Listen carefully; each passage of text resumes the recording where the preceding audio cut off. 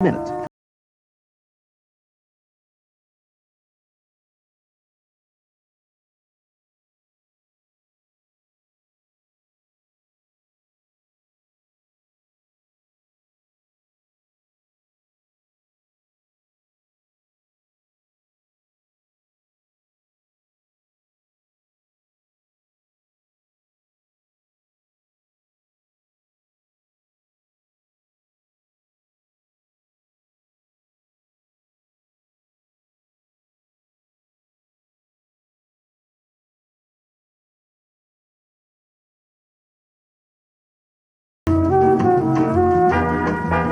The show is about to start.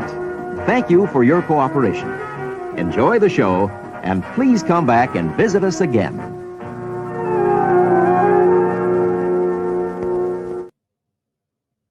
Not everyone is born with skills to communicate with the dead. They have to build that muscle, hone that skill, and educate themselves on the right way to make connections. And then, most importantly, be willing to help the living and the deceased. Opening lines of communication to the dead is not something to be taken lightly or treated as a casual hobby. Once you turn that lighthouse on, it's hard to shut things down again, especially if you don't know what you're doing. That's where the danger can lurk around any corner. Today, we explore this topic, Let the Spirits Speak, with my guests, investigator and researcher Nick Groff of Ghost Adventures, Paranormal Lockdown, Ghosts of Shepherdstown, and now the acclaimed new program, Death Walker. And later, we'll be speaking with psychic empath investigator Cherise Williams about a compelling new way to reach through the veil during an investigation. We also have a very special mystery guest joining us in just a bit, so make sure you stay tuned for that. But first up, trial lawyer Michael Bryant joins me to discuss a fascinating case involving the paranormal that's been playing out in the headlines the last 2 weeks. All of that and more right here on the Paranormal 60 with Dave Schrader. I'm not gonna stand here and listen to this baloney. He won't float. He doesn't stand for baloney.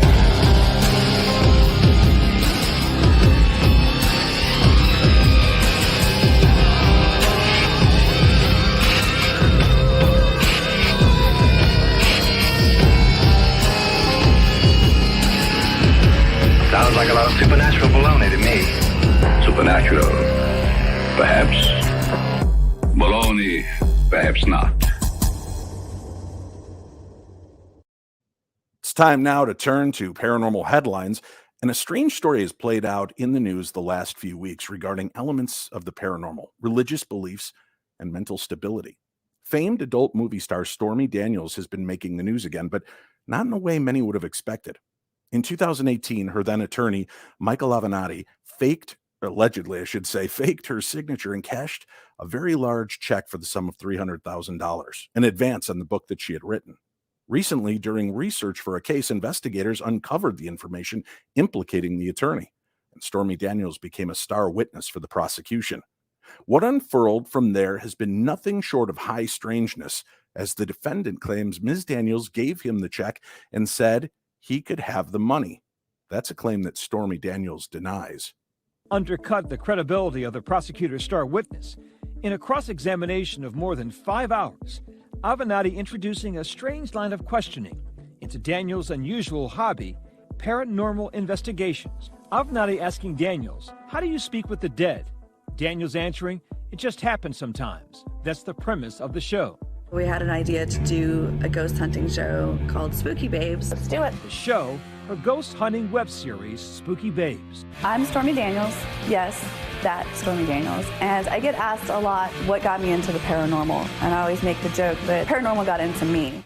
Michael Avenatti seems to be going in a roundabout way to try to attack Stormy Daniels' credibility in bringing up her belief in the paranormal, where a group of individuals, as a title would suggest, babes, explore the paranormal, whether it be vampires or speaking with the undead or ghosts. And so Michael seems to be trying to show that this is a person who maybe has a loose relationship with reality. All of that is definitely an effort by Avenatti to undermine Stormy's credibility and kind of be like, if she believes this, what else does she believe? Now, Ms. Daniels claims to see and communicate with spirits and identifies as a witch. And because of that, Mr. Avenatti seems to think she's not to be trusted or believed because of her beliefs. Beliefs, I may point out, that she did not invest herself into until the year 2020. Joining us for a few moments is trial lawyer Michael Bryant of the law firm here in Minnesota, Bradshaw and Bryant. Michael, thank you so much for being here with us and for joining me on the show to talk about this very strange case. Yeah, it is definitely strange. No doubt about that. Now, obviously, there's a lot going on. Avenatti's been found guilty of defrauding others. But when it comes to this case, I'm just curious. Again, he defrauded her of $300,000 in 2018.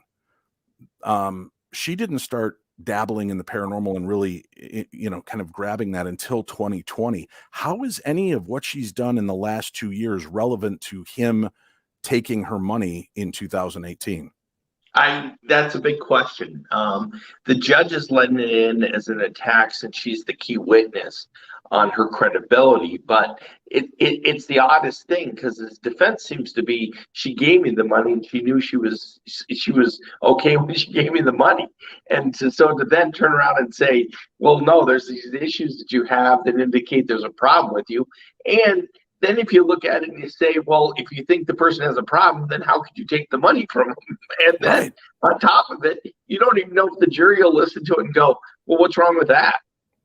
Now, I had actually looked into some of this. I want to pull this up so I get the information proper on this and don't make a mistake, because I know this is a very litigious world and I don't want to say anything that's going to burn me.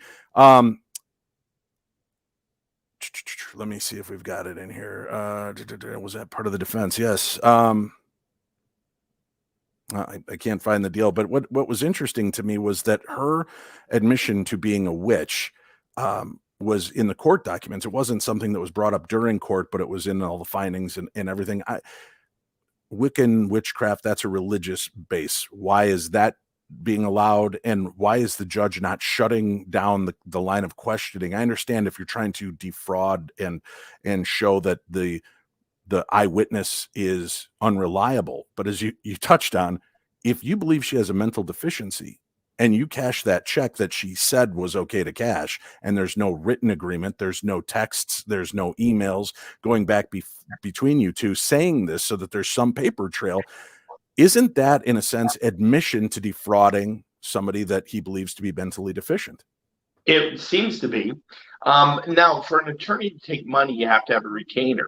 Mm-hmm. And so what confuses me in all this is if his retainer said he had a right to money, then he'd have a right to take it. Then why are you falsifying her signature on checks? Why is there a belief that she thought you were going to get paid $100? The exchange between him and her during this trial has been interesting because she stood up to it pretty well. She's admitted to things that he's acted as if they're a big deal, and she's just been very straightforward in answering questions. It's bizarre to me. And when I'd spoken to Stormy, her fear was, what does this mean then? Somebody could break into Dave Schrader's home, steal things, say I gave it to him, and because I'm a paranormal investigator and I appear on TV and claim to see ghosts, I'm cuckoo. So of course I probably let a stranger into my house to take things. That calls into question a lot. And I just, this has been a very weird case to see play out. Was it surprising to you to see that it was a 5-hour cross-examination and most of it was focused on the paranormal? No, some of it's so weird because she was his client. And so he seemed to be asking some questions that were based upon the client-attorney relationship that, he can't waive. She's not a party to this action. It's the state that's brought the action against them. So he can't argue because she's brought the action, I have a right to go into these things.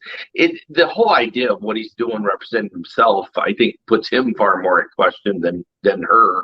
And she's been very upfront in answering every question. She didn't take any of these questions and turn around and say, oh, no, that's not true, or, oh, no, that isn't what happened. She just answered them.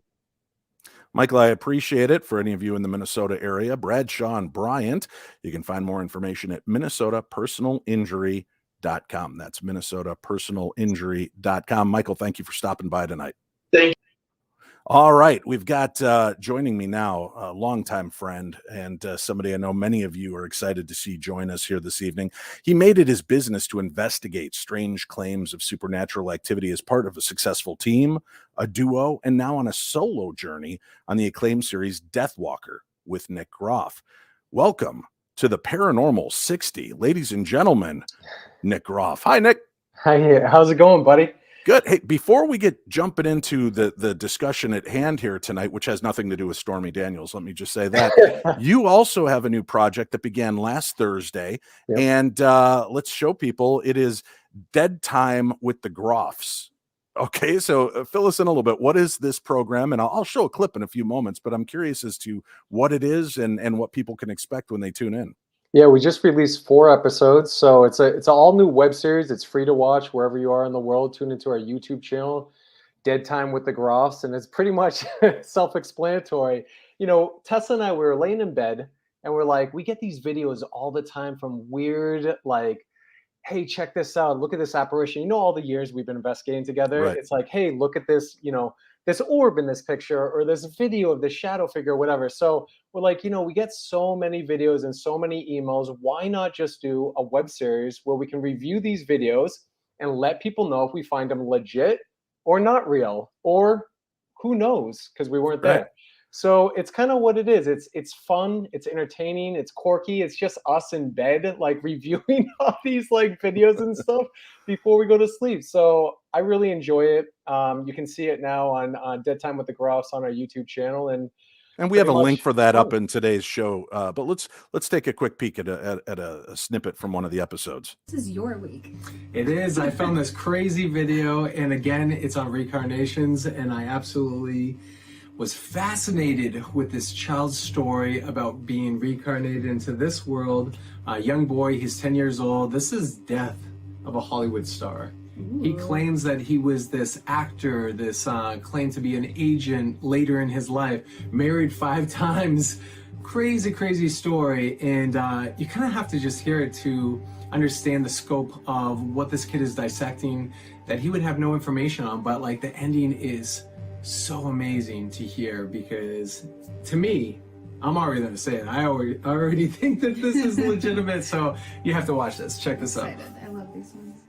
It's not unusual for little boys to have vivid imaginations, but Ryan's stories were legendary. He said, Mom, I have something I need to tell you.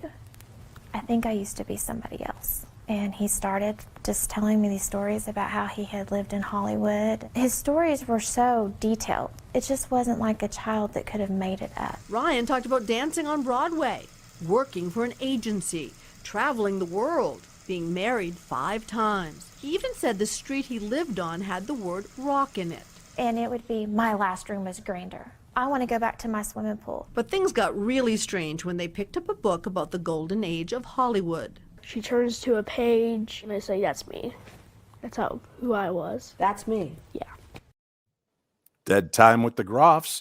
And if people want to submit a video or story to you, deadtimegroffs@gmail.com is the best way to reach you, correct? Yes, absolutely. And submit any video that you think is bizarre. It could be cryptid, it could be UFO, it could be alien, abduction, anything that has to be in line with a great, compelling story that we can kind of review and give our insight on.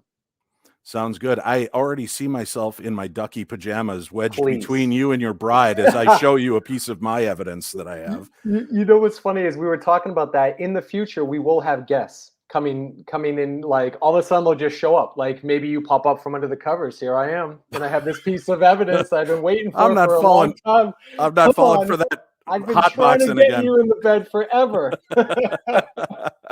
I'd only disappoint you.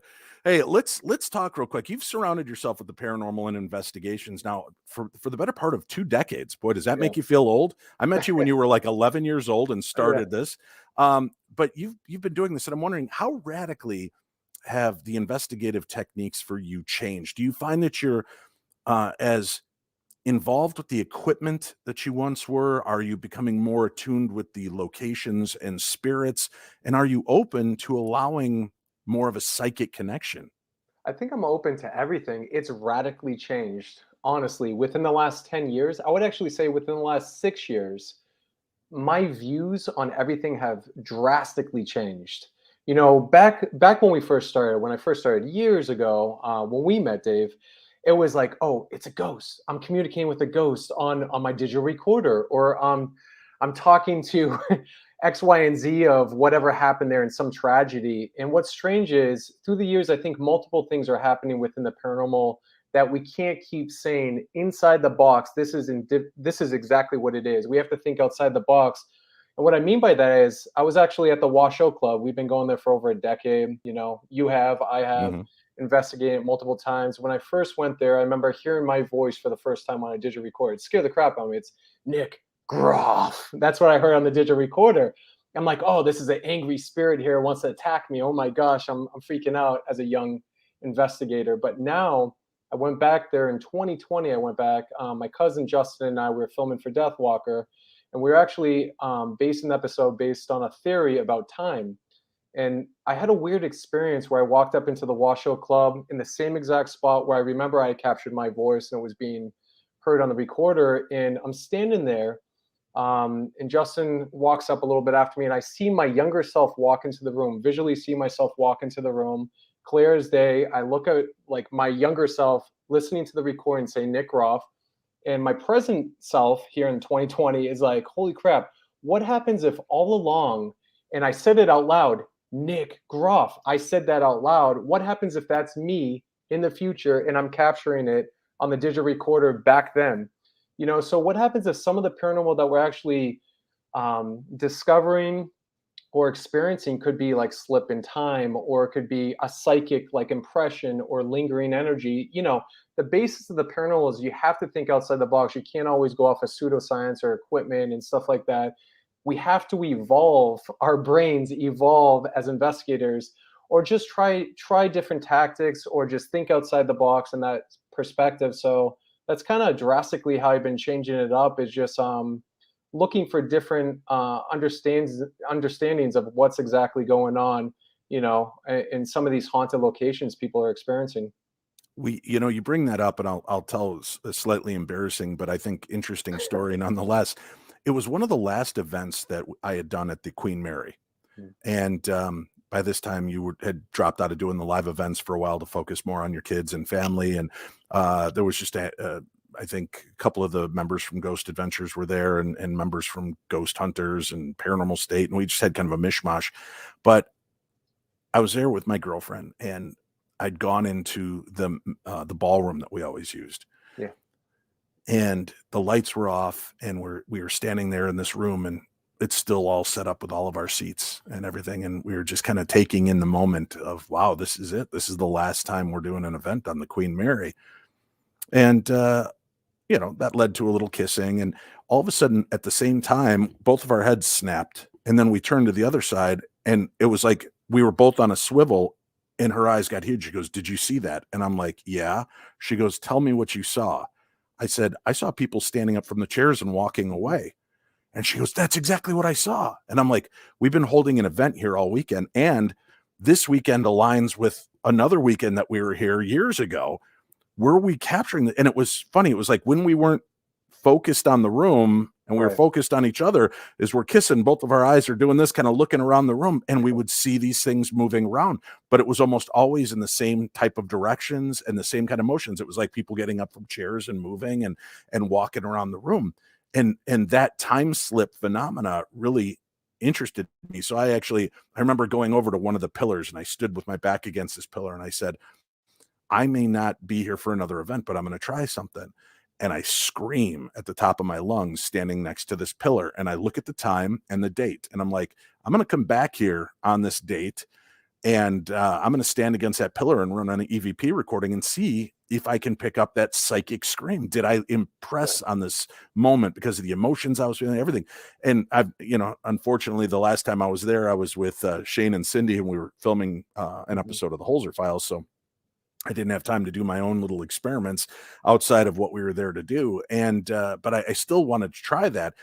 And it is fascinating to me how people, and we've been at investigations together, where we were doing at Bobby Mackey's. Remember, we were working one of the spirit boxes, and the voice comes through. Yeah. And we hear Zach's voice. And he's like, "Hey guys, get down here." And we're like, "What?" Clear as day. Clear And as you're like, day. "Dude, Yeah. that's Zach." I'm like, "Yeah." And the people all at the table, we were holding almost like an electronic seance. And we all Yeah. kind of jump up and we're like, "What?"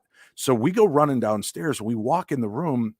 And the minute we walk in the room, they're doing a spirit box session in that room. Yep. And the minute we walk in, Zach points at you and he goes, "Dude, we just heard your voice coming through the spirit box." Isn't that wild? That's what I'm talking about, man. I think there's more to it than just, Frank the ghost who's wandering around at these Right. locations that died when he was a living person. I think there's a layer of that. I think of tragedies, death is still a residual energy. And I think some of that is intelligent too. Some people that are just horrible deaths, they don't know, and they're communicating from the other side in a sense. But I also think there is a huge possibility of thought form. So Bobby Mackey's, speaking of, I was going to bring that up. I've been investigating that place for over a decade too. I've been back there multiple times. Going back there again for a G Crew live event that we're doing. Dave, you're going to be a part of that. And yeah, I learned recently, I believe that there's some sort of topa, a thought form or a topa that has intelligently morphed over time. Because when I first went there, I thought it was a negative entity, something that died there. And it was really kind of put into that narrative for a long time, and it was like, come on, come and attack me. Our young selves back then, like we're talking for Ghost Adventures. But I think when I went back there recently, a couple of times for Paranormal Lockdown, I went back there and I slept there for 3 days. And I realized, I feel like there's a sort of an energy form that has produced this thought form from thousands of people that have come there, projecting this into the environment. And whatever this entity was or is, has manifested heavily into this kind of topa, this thought form. Now it's almost like a mirror image of what it's projecting back to you when you go in there. So if you and I go in there with like, Dave, you go in there with like positive mentality, like, okay, I'm going to talk to whoever's here, I'm going to communicate, I'm going to be professional and really nice to the spirits, right?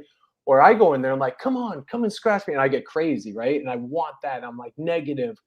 It's going to mirror that back at you. That's what I realized with this location. It mirrors and it tries to draw that energy and take some sort of intelligence off of you in a weird way, like a sponge.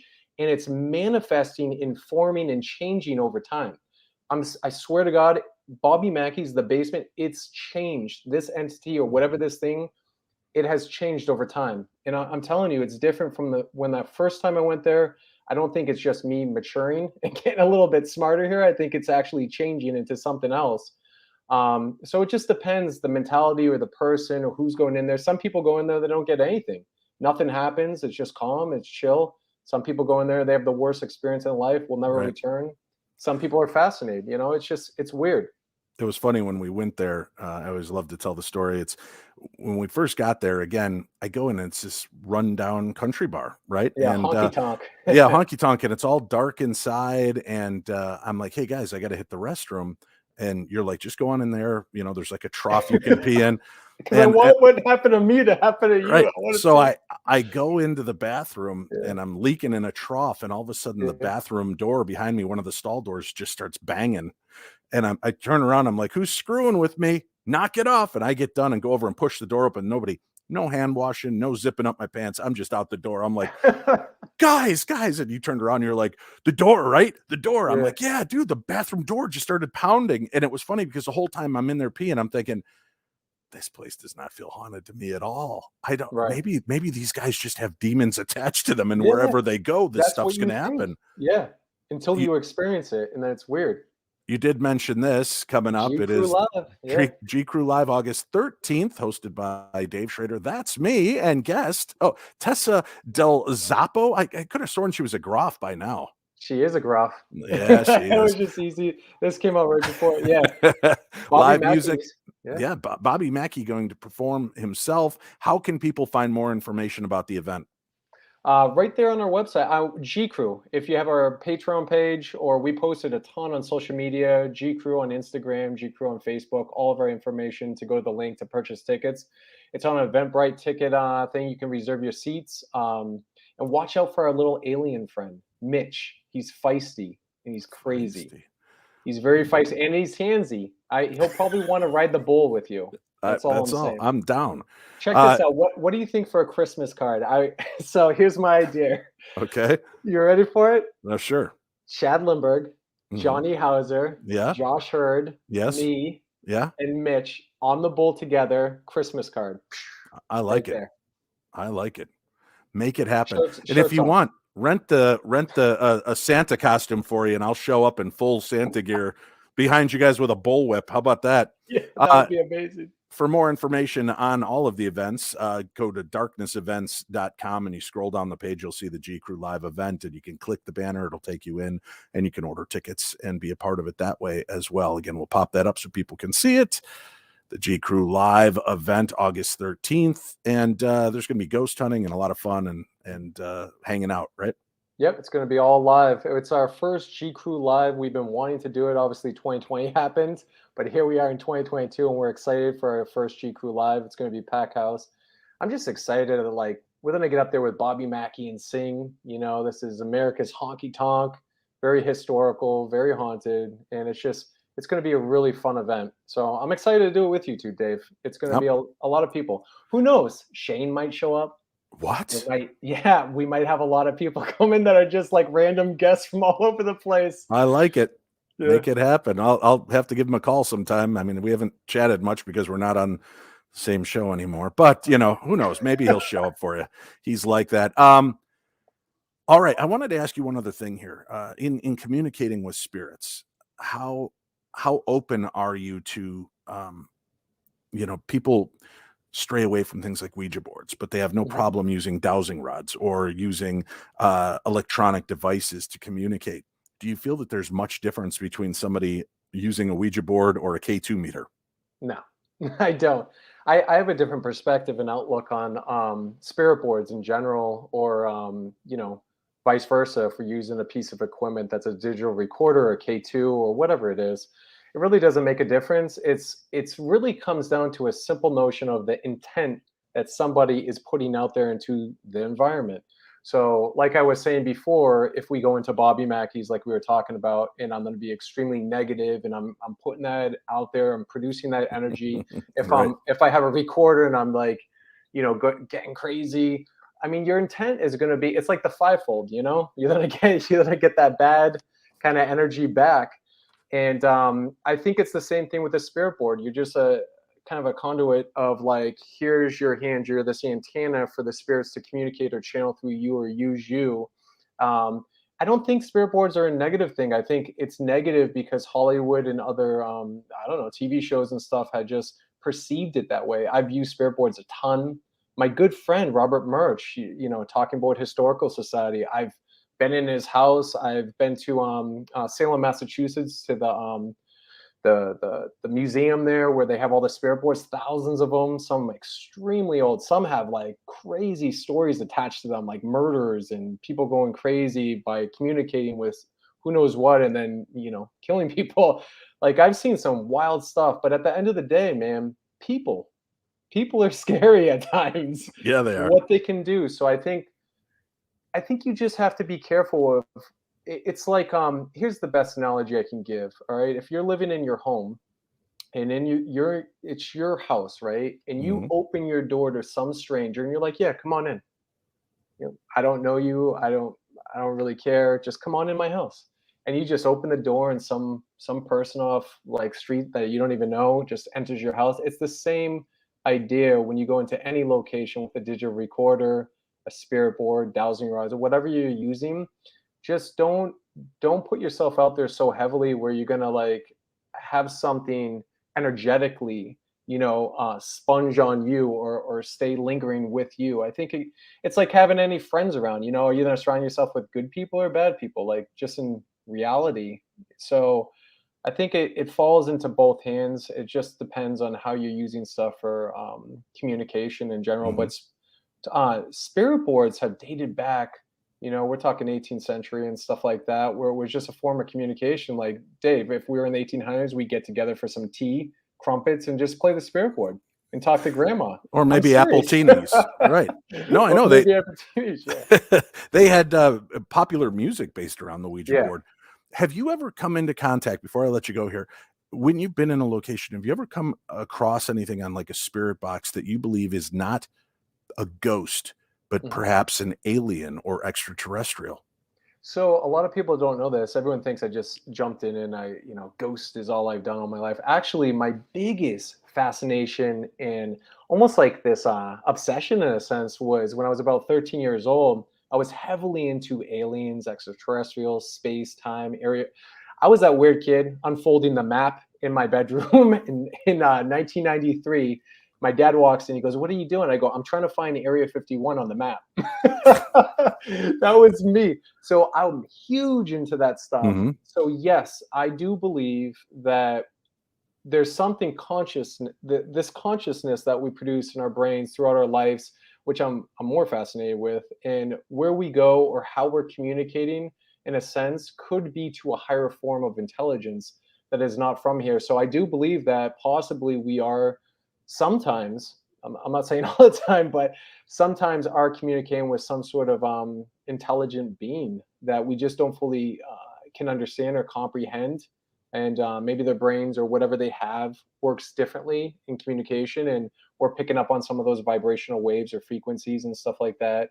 I was talking earlier about a new episode. We're looking at doing some stuff historically for Deathwalker, because we're shooting about 20 episodes right now, and we were looking at a location that's absolutely amazing, Tesla. So Tesla's old building, we're looking at filming there. It's never been done before, and we have unique access to Tesla's building that no one really knows about. You don't mean the car manufacturer. You're talking about Nikola Tesla's home. I'm talking about Nikola Tesla, Yeah. the original Nikola Tesla. Yeah. So we gained access to this amazing building. First time I'm saying this, but I don't care because no one else is going to get access except me. So it's really cool. But it's amazing when you research Nikola Tesla and you look into the studies he was doing and discovering, with his spirit communication radio. So look at some of the documentation, because for a long time, I was talking to my cousin Justin about it today, and he was saying, yeah, for a long time, people were trying to debunk it, was just kind of made up that he was doing that. But it's not. It's actually documented in his journals and stuff that he actually created this. And who's the other? Why am I blanking? Who's the other guy? They were in competition. Thomas Edison. Yeah, thank you. Thomas Edison made the phone and all that. He found out Nikola Tesla was doing this, and he actually had it where it was working. There's newspaper clippings and articles and stuff. So Thomas Edison goes out to try to produce something that's even better and more. I think it was called Telephone to the Dead. Thank you. Telephone to the Dead, right. Right. And he produced it, he tried to make it, but it didn't work as good, I guess. It came out, it wasn't working as good or something like that compared to what Nikola Tesla did. But Nikola Tesla was highly intelligent as far as he felt at times he was communicating with extraterrestrials, alien beings and stuff like that, not just spirits or ghosts, people that were once living and deceased now.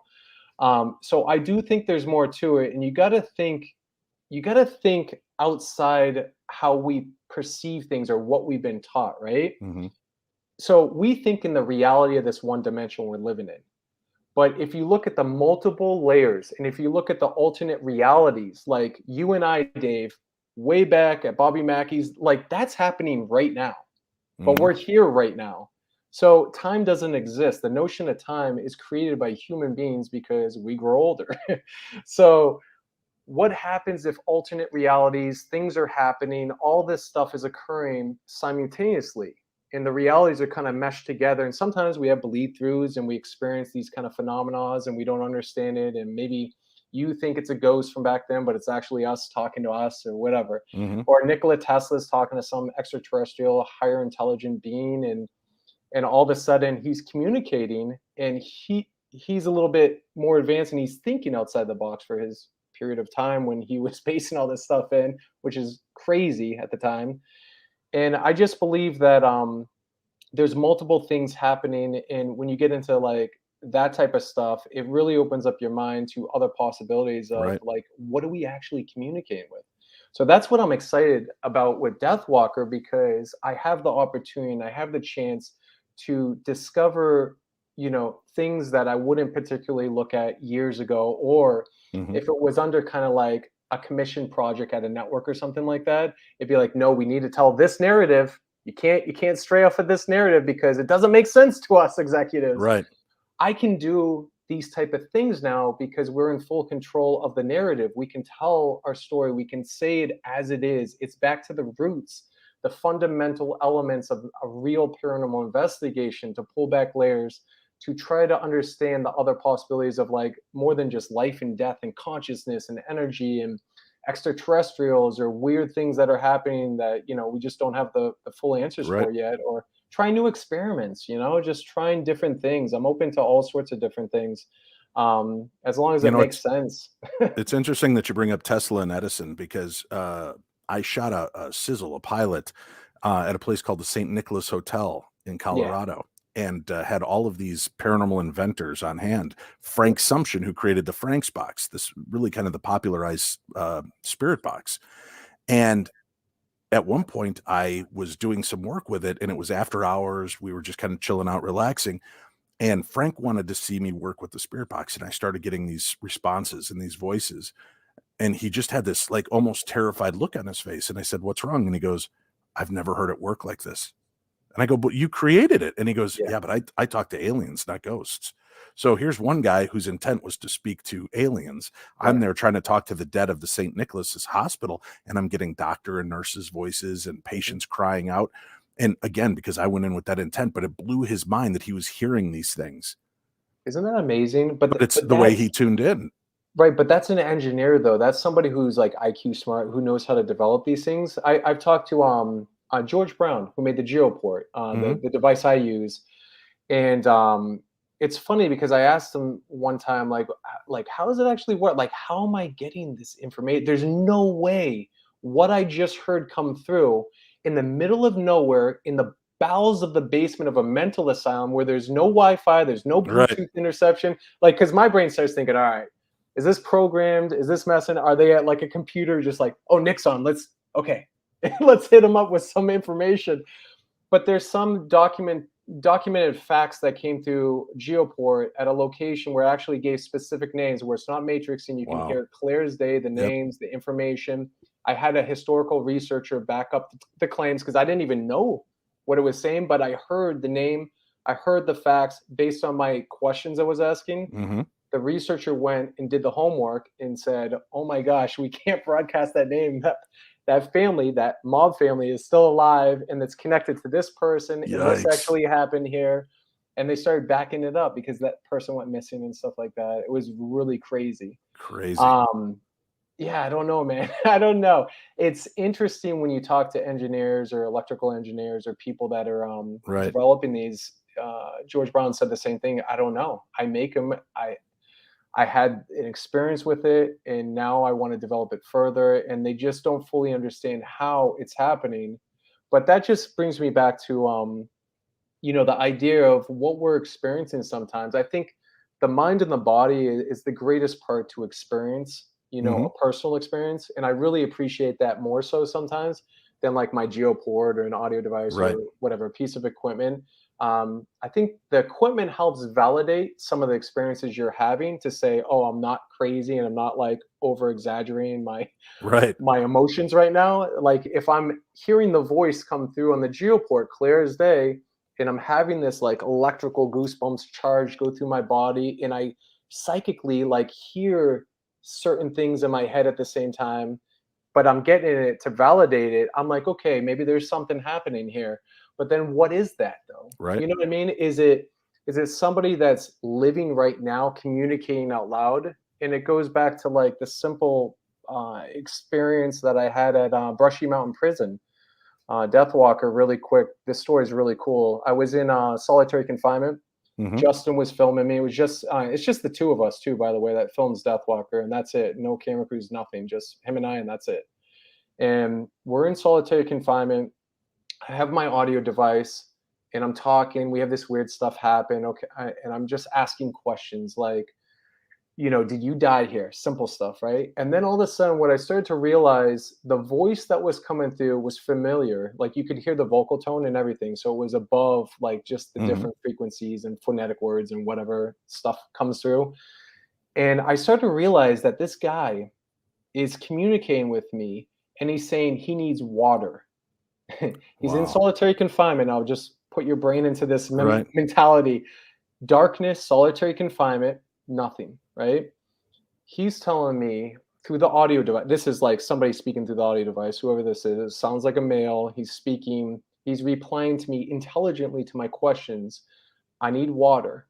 Then I say, who do you think you're talking to right now? Like, can you see me? Can you feel me? Can you see me? I'm asking questions like, thinking he's maybe deceased and he can see like beyond the Mhm. scope of the realm. Right, right. You know, he sees my glowing body or something like X-Men style, just floating around. And, Keeping it real. I like that.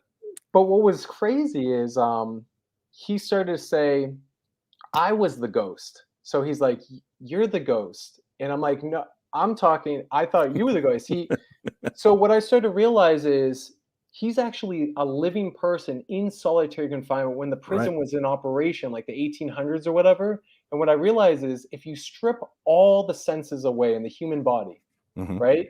If you put somebody in complete darkness and you starve them and you don't give them water and you strip the senses and you start to go blind after a while in the darkness, honestly. And I know this for a fact because I talked to historical people, and the people that were telling me about the research there is a lot of people died in solitary confinement from being starved. They said they would go blind after a year in there.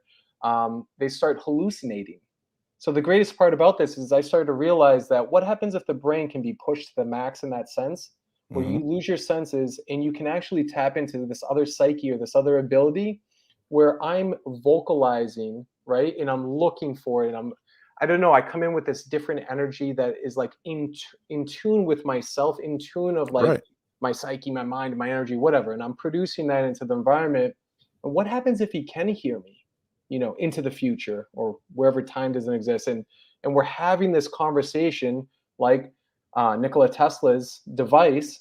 And now we're able to communicate because I can hear him on this new device I have in the future here.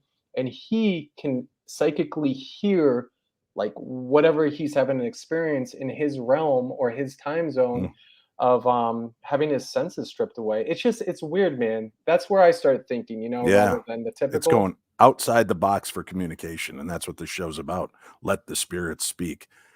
Nick, I appreciate you coming in, man, especially my second episode. I appreciate you popping on and being a part of this. And again, tell people how can they keep up with Dead Time with the Groffs? YouTube channel. So if you just YouTube and search Dead Time with the Groffs, you'll find it right there. We have 4 episodes up right now. Every week we'll have new episodes up. And submit your videos. If you have something weird, we want to check it out. All right. Thank you, buddy. We'll talk to you again soon. All right, folks, let's take a quick break. Then we have a very special guest who's going to join us. And let me remind you, you can come see me in Oregon. I'm going to be out there later on this year, July 30th, for the Oregon Bigfoot Festival and beyond. It is Oklahoma County Fairgrounds, and it's going to be a great time. Cliff Brackman from Finding Bigfoot, Jason Hawes is going to be there from Ghost Hunters and Ghost Nation. I'll be on hand. There's a lot of other great guests. Again, you can get information if you go check out darknessevents.com. That's darknessevents.com.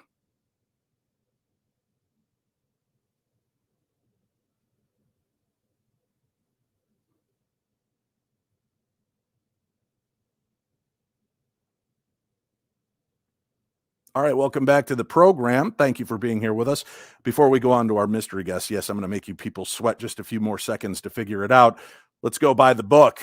This is the book we're talking about today, and this is how I'm doing it, through Audible. I love the Audible versions of these books. Built in 1847 on the banks of the Ohio River, the Bel Air House is reputed to be one of the most haunted houses in America. Since the early 20th century, it's earned a reputation as a hotbed of paranormal activity, with reports of apparitions, curses, psychic assaults, and violence.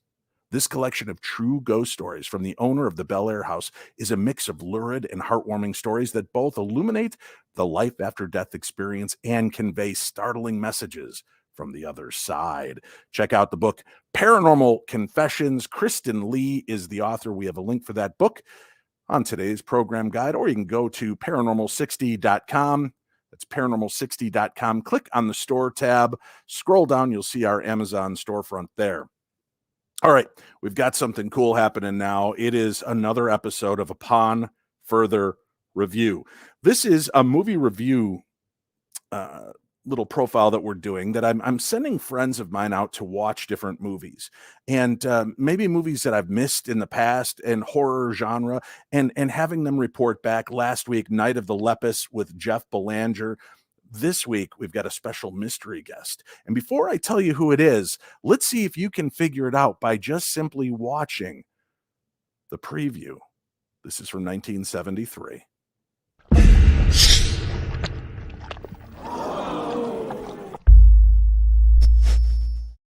Don't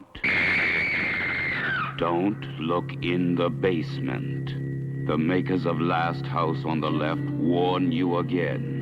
To avoid fainting, keep repeating. It's only a movie. Only a movie.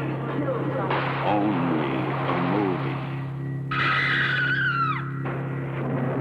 The line between sanity and madness can be crossed in a single step.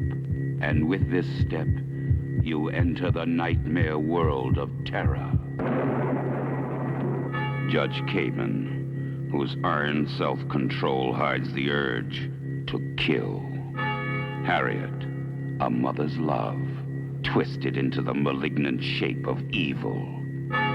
The sergeant, living in the hell of an aimless war, fighting a battle within himself that he lost long ago. Allison, in a desperate need for love. An obsession that could drive her to murder. Danny, whose sense of humor triggers a violent act of revenge.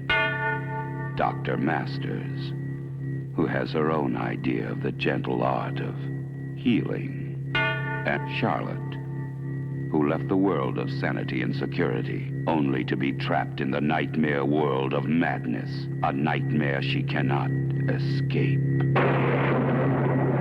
They all met on the day the insane took over the asylum. Don't look in the basement. From Hallmark Releasing Corporation, rated R. All right, my little darklings, don't look in the basement. If that's not enough of a clue for you, I don't even know where we can go from there. Ladies and gentlemen, it's time to introduce our mystery guest, which should be, again, no surprise, as the basement is where I always send him. Ladies and gentlemen, from the Holzer Files and the Searchers, help me welcome my brother from another mother, Shane Pittman. Hello, Shane. Hey, buddy. How's it going?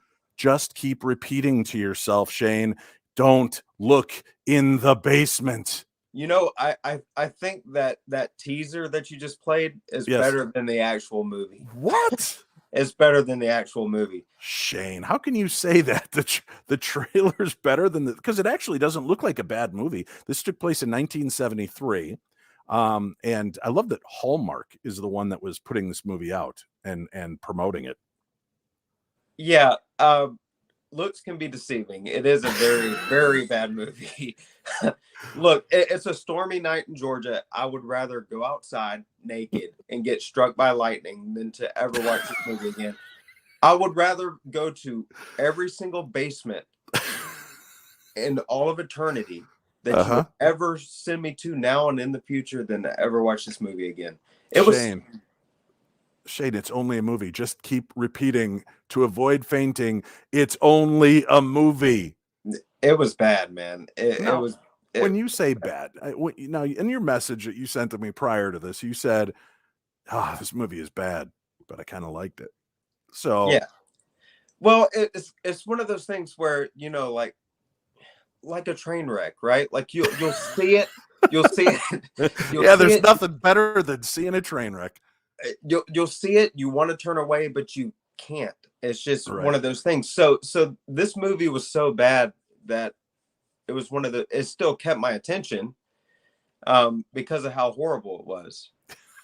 Just to break it down real quick, I'll break it down a little bit about just a little summary about it. Sure. So Nurse Charlotte, she's hired by Dr. Stevens to work at this sanitarium, and there's mentally ill there. There's a lot of people dealing with some issues, and she goes there and she finds out that Dr. Stevens dies. Well, come to find out, one of the patients kills him, and this other doctor, or you think is a doctor, takes over.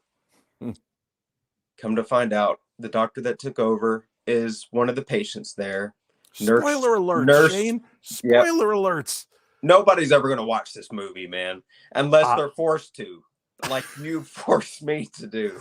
I was afraid this was going to be the headline after making you watch this. Investigator wants to punch colleague. Hey, you know what? That is very accurate. What? That is very accurate, man. Come on. I don't know how to explain it other than I love the pain. Super. It was horrible. It was horrible. So on a scale of 1 Phantom being horrible, 5 Phantoms being an amazing movie, where do you really put this? I'll give it a 2 because it did keep my attention, but at the same time, you know, it's just really bad. But I'll give it a 2 because I could watch it all the way through, and I was actually surprised at the end what happened, because I didn't know. There's a little twist, and I wasn't catching it right off the bat, so excellent. It did surprise me. So there's some redeeming qualities. That's right. Well, will you forgive me? As I told people, I'm going to be mixing it up with some schlocky movies and some really great, fun, favorite movies that I've loved in the past. Will you come back here and do this again with me? Oh, for sure. I really appreciate you having me on, man, and me being pleasure. a special guest. Yeah. Right behind Nick. I mean, come on. That's an honor in and of itself. Well, look, buddy, I'm just going to give you a little foreshadowing for your next movie. Oh. Don't look in the basement too. Okay. Hopefully it's better than the first one. It couldn't be worse, right? We will. Right. I won't task you with that, but I will find something fun for you to do. Shane, if people want to find more out about you, the Searchers, and the stuff that you're doing, where you can be seen for upcoming events, where should they go check it out? Yep. So you can go to officialshanepittman.com, and you can find me on all the social media out there. Just type in my name and you'll find me. All right. Thank you very much, Shane. Take care of yourself and be safe. No problem, man. Have a good one. All right. Always a good time catching up with my buddy Shane. Our next guest is here with me, and I had a chance to meet her earlier. Well, I guess last year. Time means nothing now because of the 2 years that we've been in and out of doing weird things. She is a psychic, empath, investigator, and a tarot reader. And this was really interesting. Going into Mansfield Reformatory, which is a location I've been numerous times and have investigated. I was there last year for their big conference, and I'll be there again this year. You can find info again at darknessevents.com. You know, I lead ghost hunts throughout the night, and I met Cherise Williams, and she was, hello, Cherise. Thanks for being here with us, staying up late. You know, obviously it was great because when we were working together, we got EVP pretty quickly. Mm-hmm.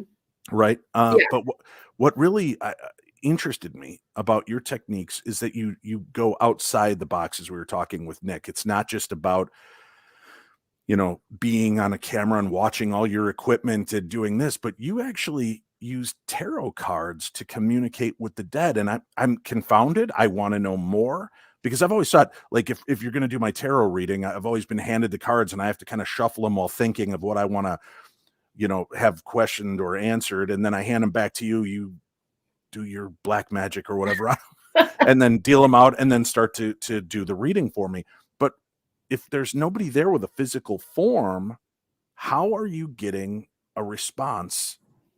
Walk me through that. And first of all, and foremost, again, welcome to the show, but where did you come up with the idea of tarot readings for the dead?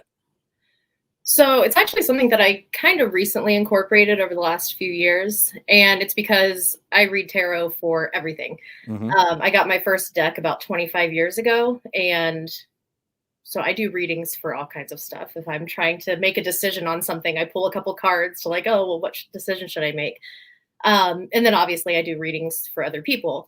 And so I figured if I'm doing readings for other people, and I usually do distance readings as well, especially over the last couple of years when everybody was distanced.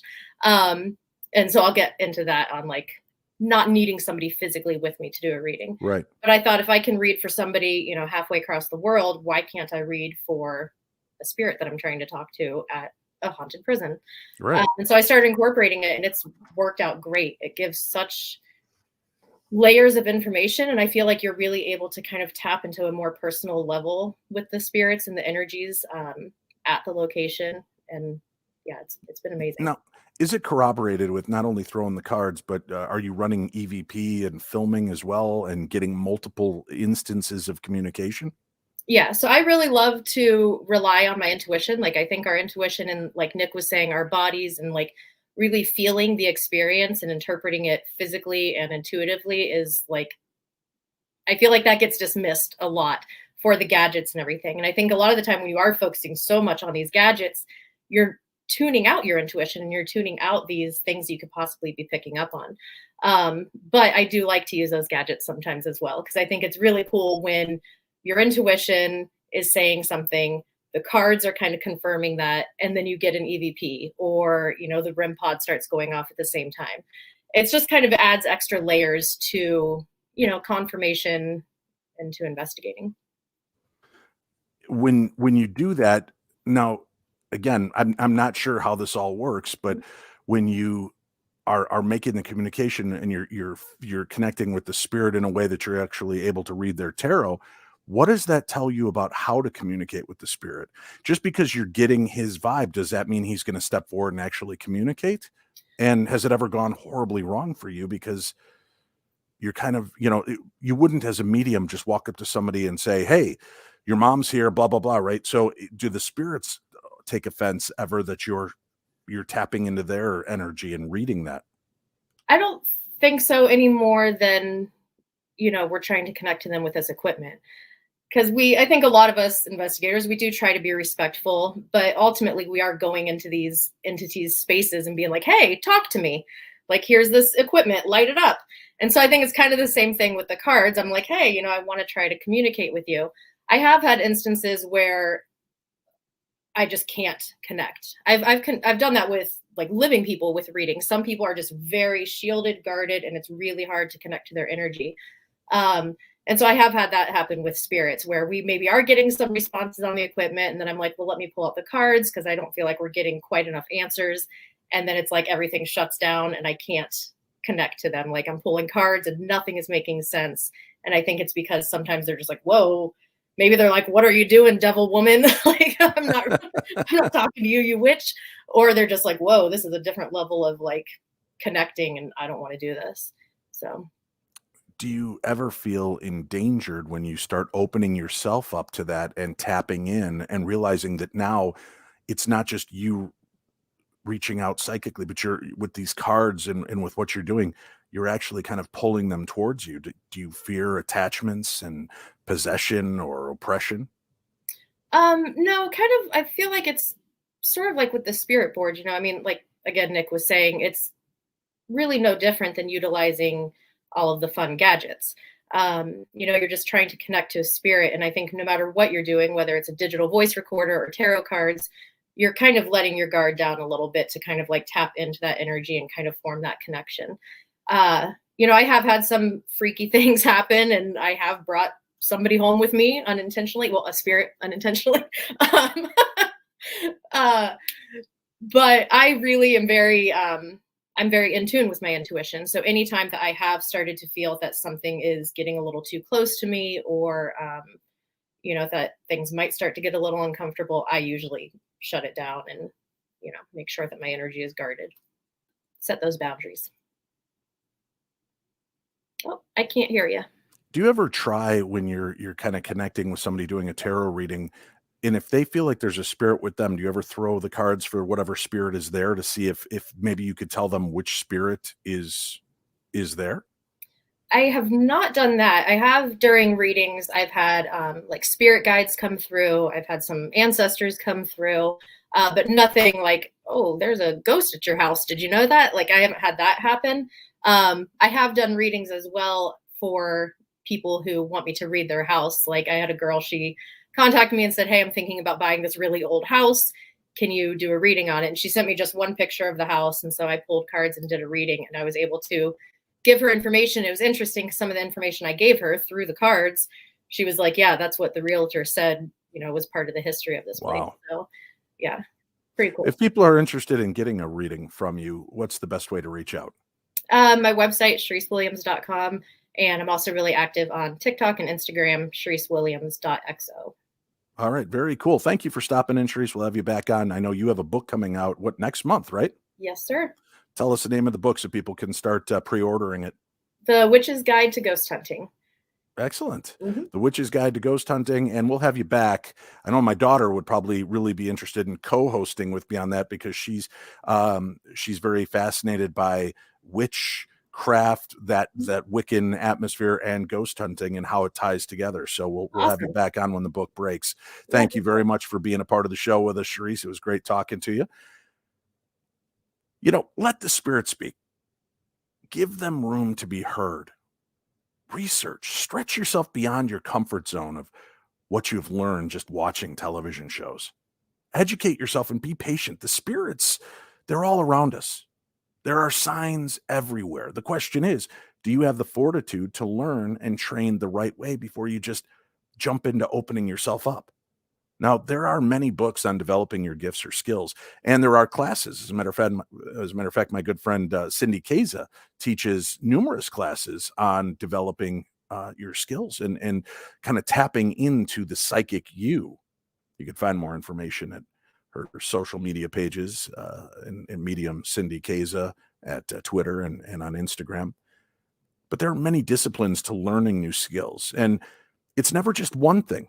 Keep that in mind, and be careful, because what you call out to may be listening and it may respond.